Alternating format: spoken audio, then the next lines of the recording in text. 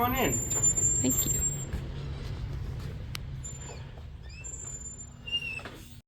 Hey, this is Walter with JP Ford Coin and Currency, and today I want to talk about an easy way to get into coin collecting and a great summer vacation project for your kids who are home.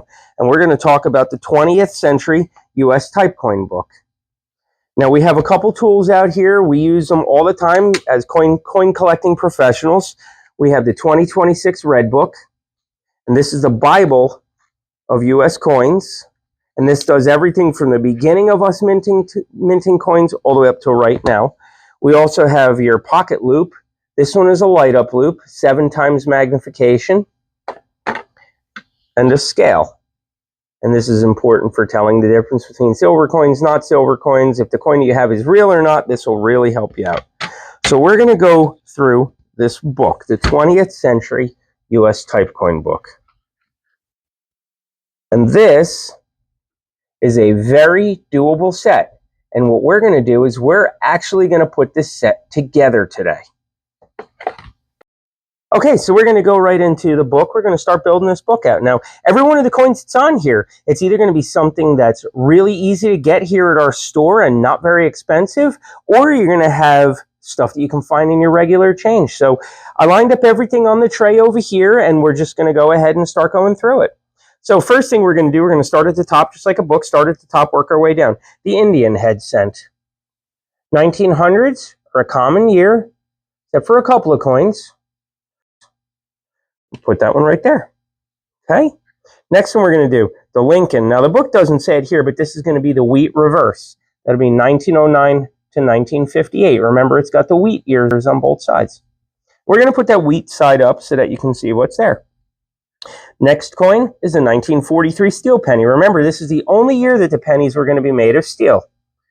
So for this book, a good one to do is what's called a reprocessed penny. This coin was replated in zinc. It's a nice shiny penny. It looks good. We're going to drop that guy right in there. The next one we're going to do is a Lincoln Memorial. Now we're going to have this one as the copper. 1959 started that. They're very plentiful. Couple cents right there. You'll likely find these in your change. And we're going to finish it off with the copper over zinc. And that will be anything halfway through 1982 and up. And that's that scale that I showed you earlier. You can weigh the difference between the two of those coins. I'm going to drop that in. We're going to move over to the nickels, okay? The Liberty head, the V nickel.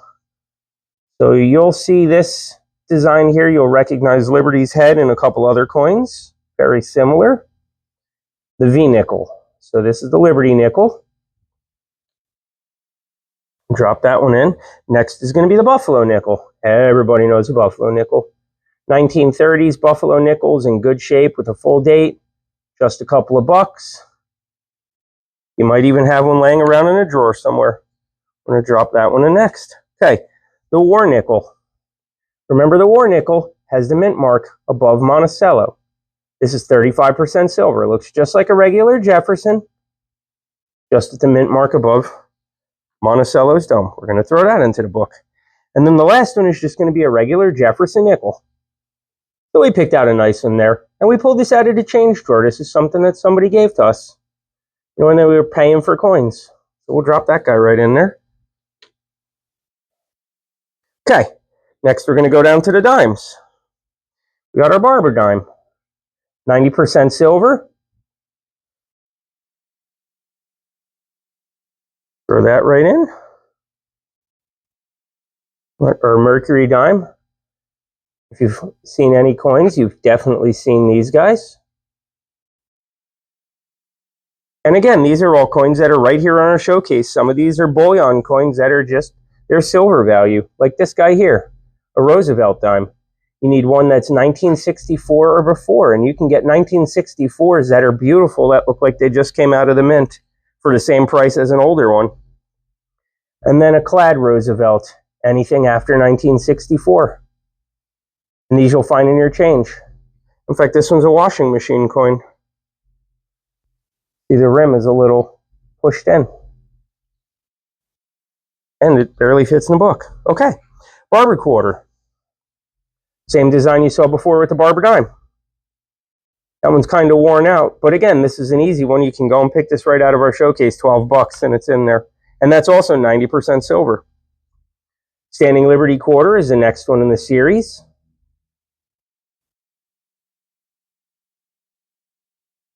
Your 1964 Washington quarter. You've seen these. Remember the edge to tell the difference on silver and non-silver. Look at the edge. Look for something that's not copper. The non-copper ones, pull out and check the year. We have our bicentennial quarter. The drummer boy on the back. Now something, remember we talked about silver before. This is a clad one. You can see the copper sticking out there. They also make these in 40% silver. That came in sets. So be cautious when you're looking at those. You don't spend a silver one. We have just a regular Washington clad quarter. This one's a 1982. Find that right in your change. Pop it in the book. And a 50 state commemorative quarter. Now remember, 1999 was the first year, and since this is a 20th century type coin book, you need to use a 1999 in there. So you got your choices there. I chose Delaware because it was the first state and the first coin that they released in that series. So all right, let's move over to the half dollars. So we have a Barber half dollar. You've seen this already now in the Barber quarter and the Barber dime. Then the Walking Liberty. You can get these in the 40s that are in near mint state for basically the same price as anything in the 30s or 20s or teens. The Franklin half dollar. And these are something that up until a little while ago, people really shunned at collecting. And they're becoming popular again. You can put together a mint state set of Franklins for basically the bullion price. We have our 1964 Kennedy. We chose a mint state version here. These are plentiful. And they actually made these all the way up into 1966 to fill collectors' orders. We have our 40%. Okay, so Kennedys. Remember we talk about the copper on the side for clad ones. So 1965 to 1970 Kennedy half dollars were actually 40% silver. So this is a 40% silver one that we're going to put into that spot. We have just a regular clad half dollar, copper sitting on the side. You can get these out of your change. You can go to the bank and ask for them. They'll have them. And then the bicentennial. Independence Hall on the back. All right, let's move into the dollars. Now this is where you're going to spend the most money is on two coins. Right now at today's prices, you're talking $56 for two of the coins, and that's the most expensive part of the entire set. So $112 between two coins, and the rest of the set is easily affordable off of a kid's allowance. Do some chores, cut the grass, take out the garbage, and you're going to get some coins. So okay, let's take a look at the dollars. All right, Morgan's. This is the first in the dollar series. The Morgan dollar, it was minted from 1878 to 1921. And what's cool about this is you can get a 1921 for this book. They made 96 million of them. So this means that up until low mint state, you can get them for just that regular silver price. The piece dollar is next. This is my favorite silver dollar of them all. I don't know, I just got a thing for them. They're really beautiful coins. 1921 to 1935, they made these. 90% silver again. Goes right there in the book too. Let's get those pressed in. Okay, we have our Eisenhower dollar. These you still find. The banks will have these from time to time. You probably have some in your drawers. The bicentennial Eisenhower. Again, for 1976, for the 200th anniversary, they did the quarter, the half, and the dollar. And that's the bicentennial dollar set. And then we have the Susan B. Anthony. Now, these were put out in the 70s. They came back again in 1999. They were controversial because of how close they were to the size of the quarter, and they were very often traded as a quarter.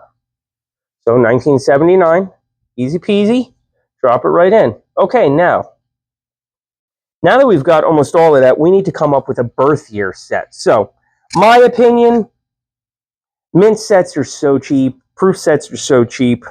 Let's do a proof set. So we're choosing Shelby's year, 2002. I know for a lot of people she's old, and for a lot of people she's young. So let's look at these coins. Now these are cheap enough. What I'm going to do next is worth it. So this is a 2002 proof set. And what's cool about these proof sets, and they're really inexpensive, is they also come with the quarters. And sometimes you get them that have the dollar coins too. So those have proof, and you can see how shiny they are. They were made like this. The dies were polished. So watch this. This is where the fun part comes in.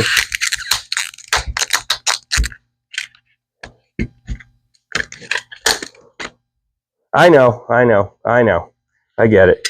So look, this is what we have here. We have your penny, your nickel, your dime.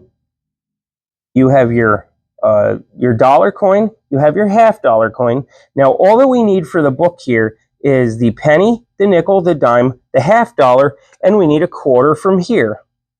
So let's see, which one are we going to choose today? I like cars. And since our last name is Ford, it's only fitting that we choose Indiana for the Indianapolis 500. Now, something about these coins, they're shiny. They'll also scratch really easy. So we're going to put it into the book. We're going to use our knuckle to press this in. And the same with the other coins. We're going to use our knuckle to press that out. We'll get them all out in one shot.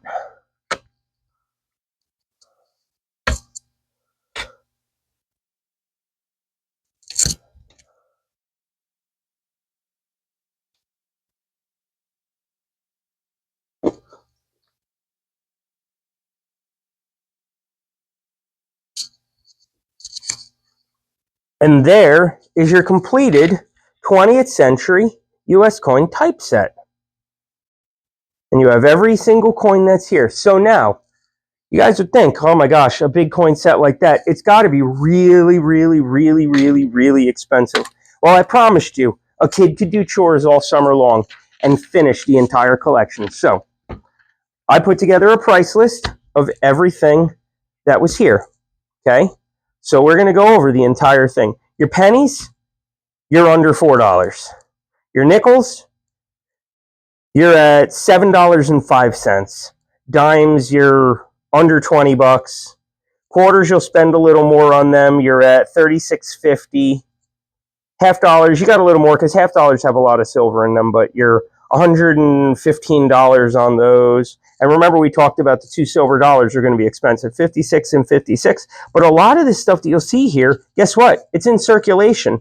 Your Eisenhower dollars, your Susan B. Anthony, even your birth year set, you can find those coins right in your parents' change or right in your own change. Same thing with a lot of the pennies. Your regular nickel you can find in the change, your Roosevelt dime you can find in your change, your bicentennial quarter, your clad quarter, you can find all of that stuff in your change. So I came up with a total price today. If you bought the stuff all here and didn't search for anything on your own, $308. So this is a great little set. We put together, or we help put together a lot of these sets for a lot of people. And it's a great way to get into coin collecting and actually go from start to finish. So this is something that we love to do, and we'd love to see you do it, and we'd love to have you learn about coins. So come in, check it out. Check us out. We're JP Ford Coin and Currency. We're located at 82 Cloverleaf Drive, Unit 104 in Long, South Carolina. Okay, where's Longs, you may ask? Longs is North Myrtle Beach. We just got a fancy new post office. So we're really close. If you're coming in and you're vacationing here at the beach, the odds are you drive right by our store. So we would love to have you come and check us out. Our air conditioning is cold, cold, cold. So if it's hot out there, come in here. I guarantee it's under 70 degrees, and we're waiting for you in here. We'll even give you a jacket if you get too cold inside here. So come check us out. We'd love to show you this book and let you learn about other coins. We have a whole bunch of books on the shelf. If you have a particular question, we can point you in the right direction. And if you have a collection you'd like to sell or have questions about something that you inherited, bring it by. We'd love to talk with you about it, help you come up with a value, what's worth bringing to the bank, and what's got value that you should hold on to. So again, come and check us out.